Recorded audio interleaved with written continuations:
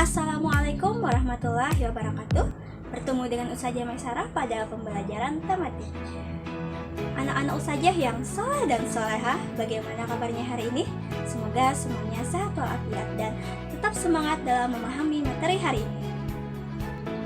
Hari ini kita akan belajar tentang kelainan pada organ gerak manusia dan cara memelihara kesehatan pada organ gerak manusia. Untuk memahami hal tersebut, yuk kita simak penjelasan berikut ini. Tulang dan otot sebagai alat gerak manusia dapat mengalami kelainan ataupun penyakit. Berikut adalah kelainan pada organ gerak manusia. Yang pertama, akibat dari kecelakaan, terdiri dari fisura dan fraktura. Yang kedua, penyakit pada tulang, terdiri dari osteoporosis dan rakitis. Yang ketiga, karena sikap tubuh, terdiri dari kifosis, lordosis, dan skoliosis. Dan yang keempat, kelainan pada otot, terdiri dari atrofi, hipertrofi, stiff atau kaku leher, dan tetanus. Kelainan akibat kecelakaan terdiri dari yang pertama, fisura atau retak tulang. Fisura disebabkan karena benturan dengan benda keras atau kecelakaan. Yang kedua adalah fraktura atau patah tulang. Patah tulang ada dua, yaitu patah tulang tertutup dan patah tulang terbuka.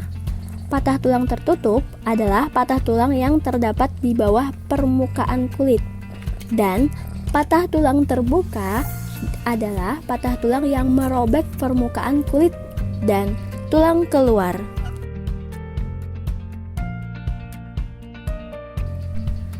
Kelainan karena sikap tubuh terdiri dari yang pertama, kifosis, yaitu tulang belakang membungkuk ke belakang.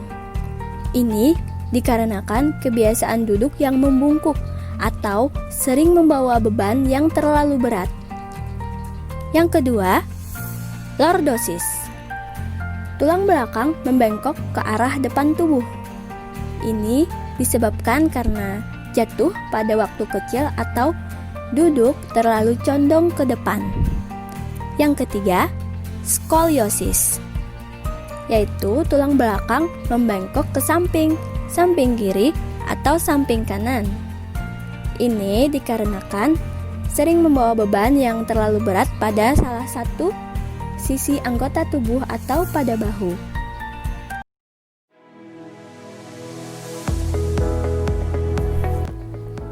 Penyakit pada tulang terdiri dari rakitis, yaitu penyakit yang diakibatkan karena kurang gizi seperti fosfor, kalsium, dan vitamin D.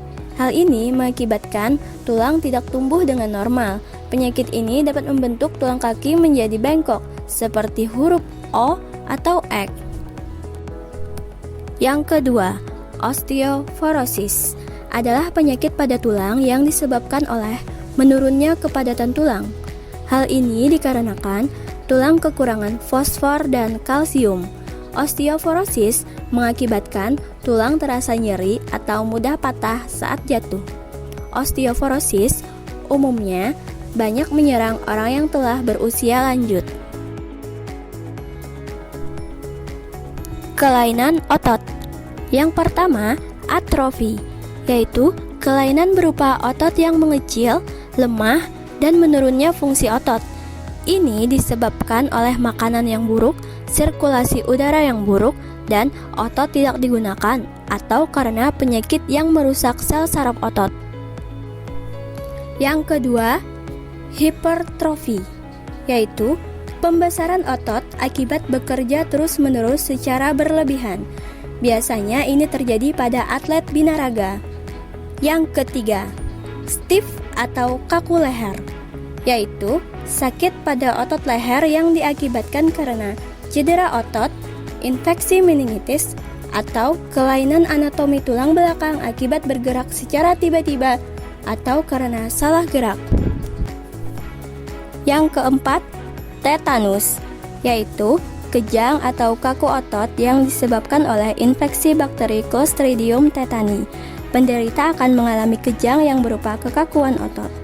Kakunya otot akan menyebabkan rahang penderita mengantuk rapat dan tidak bisa dibuka.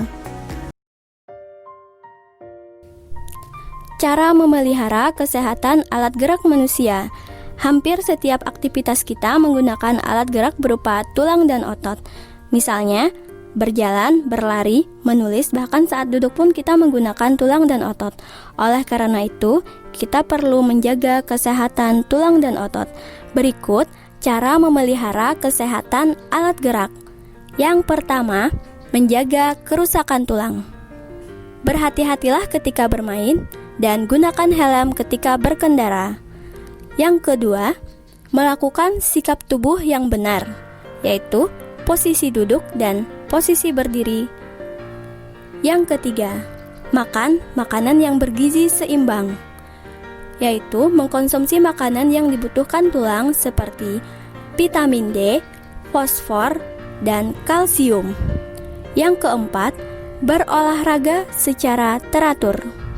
Untuk mengetahui pemahaman kalian dari materi yang telah disampaikan tadi, silakan kerjakan latihan soal berikut. Anak-anak saja yang soleh dan solehah, demikian pembelajaran kita hari ini. Semoga dapat dipahami. Saya akhiri. Assalamualaikum warahmatullahi wabarakatuh.